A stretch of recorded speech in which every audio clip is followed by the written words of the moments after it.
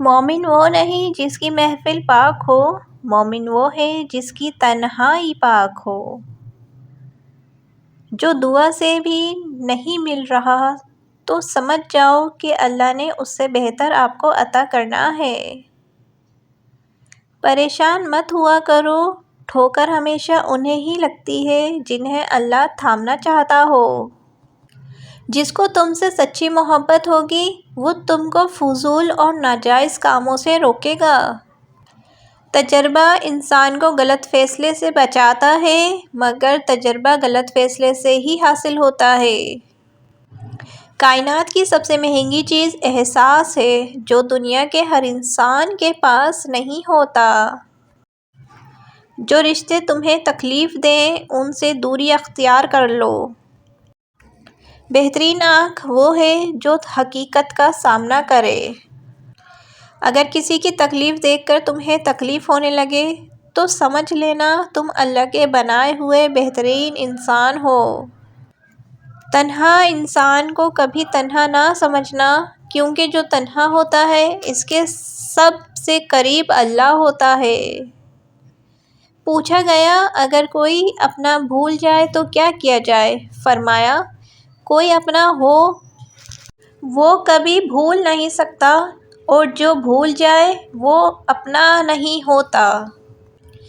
محنت کا پھل اور مسئلے کا حل رب دے گا، یہ مت سوچو کب دے گا، جب دے گا بے حساب دے گا۔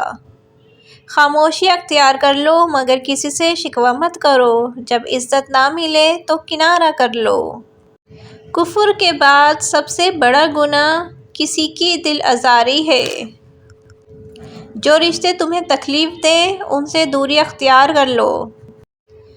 جس خواہش کو تم اللہ کی رضا کے لیے رد کر دیتے ہو وہ اسی خواہش پر راضی ہو کر اسے تمہارا مقدر بنا دیتا ہے۔ دنیا کو سچا ہونے کی دلیل مت دو، بس یہی سوچ رکھو کہ اللہ سب جانتا ہے۔ تکلیف میں ہمیشہ صبر سے کام لیا کرو، کیونکہ سونے کو آگ سے آزمایا جاتا ہے اور مومن کو تکلیف سے۔ جب تمہارے دل میں کسی کے لیے نفرت پیدا ہونے لگے تو فوراً اس کی اچھائیوں کو یاد کر لو۔ جب کسی کی سچی محبت معلوم کرنی ہو تو اس کے غصے میں اپنے لیے الفاظ اور جذبات دیکھو۔ 3 کام کسی کے دل میں آپ کی عزت بڑھاتے ہیں: سلام کرنا، کسی کو جگہ دینا اور اچھے نام سے پکارنا۔ جو دل دوسروں کی تکلیف دیکھ کر بے چین ہو جائے تو جان لو کہ اس دل میں اللہ رہتا ہے۔ اللہ آزماتا ہے اس چیز سے جو تمہیں بہت پیاری ہوتی ہے تاکہ اس چیز کے ملنے کی تڑپ تمہیں اللہ سے ملا دے۔